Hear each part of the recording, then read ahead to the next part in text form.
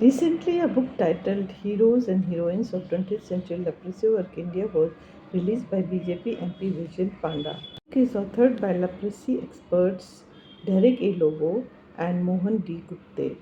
We talked to Dr. Lobo about the book and challenges India is facing on the leprosy front. Is mainly on the heroes and heroines of 20th century leprosy work in India. 45 are featured in the book, including 16 institutions or organizations who were involved in leprosy work in India 20th century. So 45 plus 16. So it covers a wide range of the contributions made by these individuals and these institutions countrywide. What is the status of leprosy in India? See, we reached the goal of elimination of leprosy as a public health problem in 2005, defined as a prevalence below one case per 10,000 population nationally. And that has been sustained for the last few years. But unfortunately, from 2005 later, there was no goal prescribed by WHO. So we have been functioning without a goal. And for a national program to have a functioning without any goal or target date is a disaster, in my opinion. So now we have a goal zero leprosy by 2030, and honestly, I feel India will not achieve it because it's business as usual. We are doing the same thing without looking at the benefits or impact of what we are doing. For example, we are doing active case dissection in some areas for more than 50 years, and nobody has analyzed what is the benefit, what is the impact of this, and what is the cost effectiveness of this large scale exercise. And this is the problem. And nobody is bothered about the accuracy and quality of diagnosis. I believe a lot of children, especially, are given benefit of doubt and given treatment because it's easily available. And unless we have a system where every diagnosis is validated by experts and then confirmed, if we do not do that, we will not achieve the goal. I would say even in 2035, forget about 2030. So, according to you, what should be done? What should be? What should be done by the government? See, the main thing is to have a system by which every case that is diagnosed is validated by an expert. Very few are left, but it should be done, and it can be done state-wise.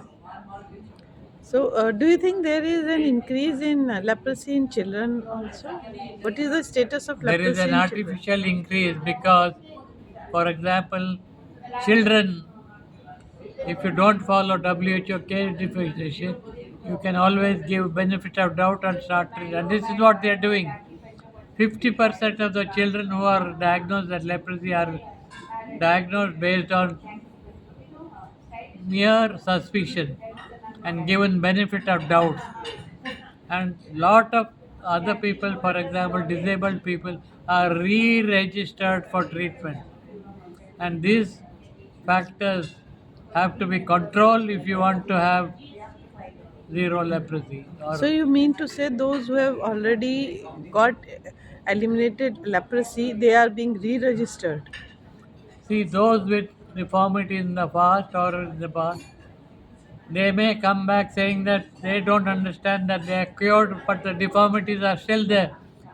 So many of the doctors put them again on treatment, and this is the problem. Operational factors, I would say. Okay. So, and what about are we competent, medically competent to detect? Uh, Of course, India has the highest number of medical colleges. We produce more than 1 lakh doctors a year. We have a fairly good health infrastructure, large number of nursing and paramedical staff. There is no issue on that. And now paramedicals like ASHA workers are involved in such. So that is not the issue. Issue is the quality and accuracy of diagnosis. Okay. And which states are mostly endemic to leprosy right now? See, now the endemic states are Bihar, Jharkhand, parts of UP. In the past, it was South India. Tamil Nadu has the highest burden of leprosy. Not anymore.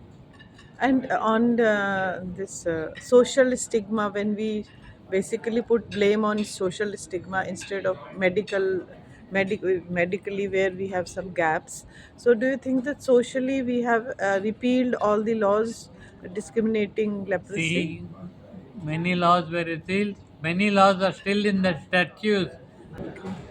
What I want to say is, if you aim at zero leprosy, then you are tackling stigma, and there is nobody for stigma and discrimination if there are no leprosy patients. So the primary goal should be focused on zero leprosy, not on stigma and discrimination. Majority of the people now who are diagnosed as leprosy are living in their own villages, in their own homes. They are not thrown out of the villages. They are not discriminated against. Okay. So basically, you mean to say that social stigma almost we have overcome, but Social medically. stigma has drastically come down. So the aim should be to eliminate leprosy as a disease, because when there is zero leprosy, there will be zero stigma. There is nobody as a victim of stigma if there is no leprosy. Thank you, sir.